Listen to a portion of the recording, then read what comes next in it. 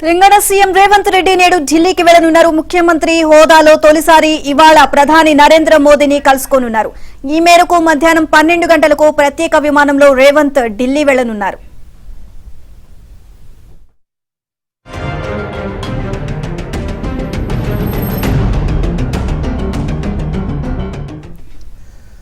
ప్రధానితో CM భేటీ మర్యాద పూర్వకమేనన్న అభిప్రాయాలున్నప్పటికీ రాష్ట్ర ప్రయోజనాలను రేవంత్ మోదీ దృష్టికి తీసుకువెళ్తారని కాంగ్రెస్ వర్గాలైతే చెప్తా ఉన్నాయి. ముఖ్యంగా విభజన హామీలతో పాటు రాష్ట్రానికి రావాల్సిన వివిధ రకాల గ్రాంట్లను ప్రధానికి వివరించవచ్చునని తెలుస్తోంది.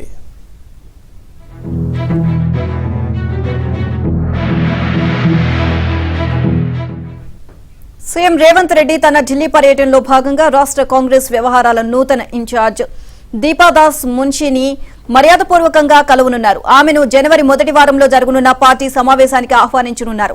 ఈ పర్యటనలో అధిష్టానం పెద్దలను కూడా రేవంత్ కలిసే అవకాశం ఉందని కాంగ్రెస్ వర్గాలు తెలియజేశాయి.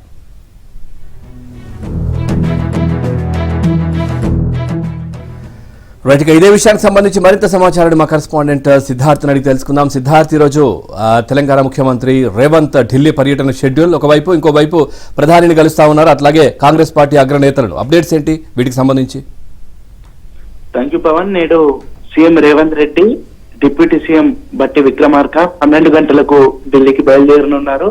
సాయంత్రం 4 గంటలకు మోడీతో అపాయింట్మెంట్ ఫిక్స్ అయింది. మోడీని కలిసి రాష్ట్రానికి సంబంధించినటువంటి విషయాలు, ముఖ్యంగా విభజన హామీలు, దాంతో పాటు ప్రాజెక్టులకు జాతీయ హోదా కల్పించాలని అప్పీల్ చేయనున్నారు. దాంతో పాటుగా పెండింగ్ ప్రాజెక్టులు, రాష్ట్రానికి రావాల్సినటువంటి నిధులు, ఈ అంశాల మీద మోదీతో డిస్కస్ చేయనున్నారు. దాంతో పాటుగా మొన్న అసెంబ్లీలో ప్రవేశపెట్టినటువంటి శ్వేతపత్రాలు ఏవైతే ఉన్నాయో వాటికి సంబంధించినటువంటి విషయాలను మోడీతో డిస్కస్ చేస్తారు.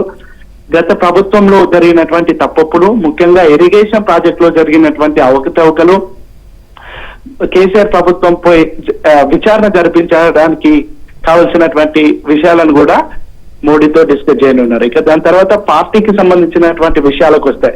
ఇటీవల ఏఐసిసి ఇన్ఛార్జ్ గా దీప్దాస్ మున్షి ఆమె కేటాయించారు. ఆమె కలవనున్నారు. దాంతో పాటు హైకమాండ్ పెద్దలను కూడా కలిసి ఈ రానున్నటువంటి పార్లమెంట్ ఎన్నికలు, దానికి సంబంధించి ఎవరెవరిని ఎక్కడి నుంచి పోటీ చేస్తే బాగుంటుంది, ఎవరెవరు ఆశావాహులు ఉన్నారనే అంశానికి సంబంధించి సుచాయిగా డిస్కషన్ వస్తుంది. దాంతో పాటుగా ఈ ఎమ్మెల్సీలు, అదేవిధంగా క్యాబినెట్ విస్తరణకు సంబంధించి, దాంతో పాటు ఈ కార్పొరేషన్ చైర్మన్ పదవులకు సంబంధించినటువంటి అంశం కూడా చర్చకు వస్తుంది. మొత్తానికైతే ఈ రోజు మధ్యాహ్నం 12 గంటలకు బయలుదేరి మోడీతో డిస్కషన్, అదేవిధంగా పార్టీ పెద్దలకు సంబంధించినటువంటి విషయాలు, అదేవిధంగా 28వ తారీఖు కాంగ్రెస్ పార్టీ వ్యవస్థాపక దినోత్సవం ఉంది. దానికి సంబంధించి రాష్ట్రంలో చేయబోయే కార్యక్రమాలకు సంబంధించినటువంటి విషయాలను కూడా హైకమాండ్